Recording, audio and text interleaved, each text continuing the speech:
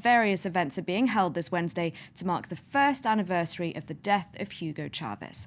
This as his successor, Nicolás Maduro, struggles to contain anti-government protests in which 18 people have been killed. For several weeks now, there have been calls for changes to address rampant crime, food shortages and high inflation. But just like Chavez, President Maduro enjoys the support of a deeply loyal hardcore. Mark Thompson reports. It might look like a museum, but this is a shop, one of many in Venezuela's capital, Caracas, dedicated to former President Hugo Chavez. The man known as El Comandante here died a year ago, but his legend lives on. In killing Che Guevara, the Americans thought they had killed the revolution, but that was an error. Che is still selling very well, and so is Chavez. The Americans have poison, so I'm sure they killed Chavez. Still, I've never sold as many Chavez products as I sell today. Chavez has long been an icon for his admirers. His successor, Nicolás Maduro, is having trouble stirring up the same passion. This is my most popular hat. It has all the Latin American presidents. There's no Maduro? No, I don't have any Maduro products. The current Venezuelan president's presence is nearby, though. Chavistas, die-hard Chavez supporters regularly gather on Bolivar Square to cheer on their idol's protege.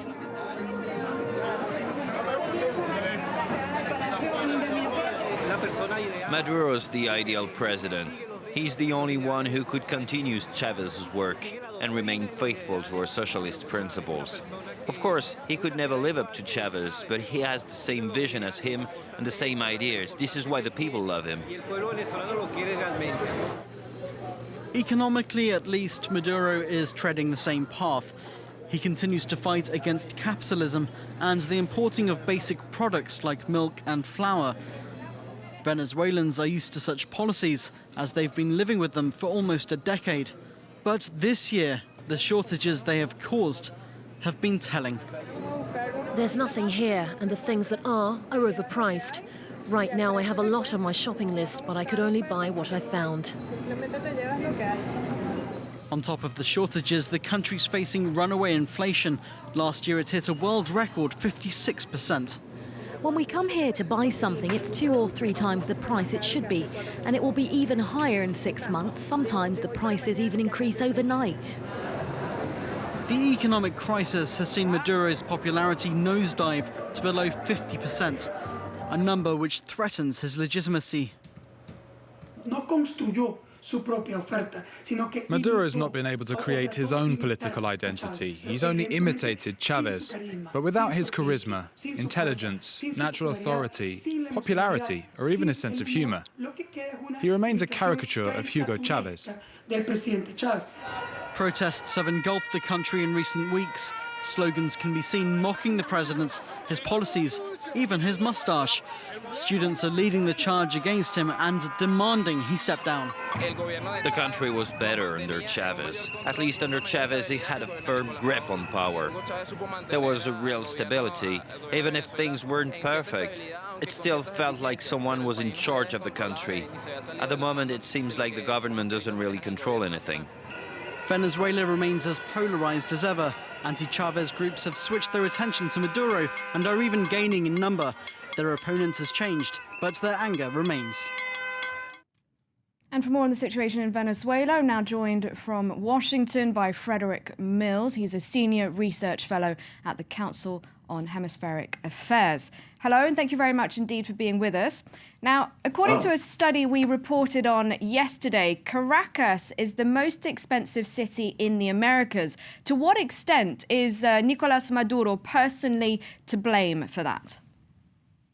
Well, I think while Caracas is a very expensive place, what we've seen over the past 15 years and also during Nicolás Maduro's rule is that despite the high inflation, which does erode purchasing power, actually there's been a dramatic reduction in poverty. In other words, consumption has actually increased in Venezuela, and that's been a good thing, especially among the poor and the working class.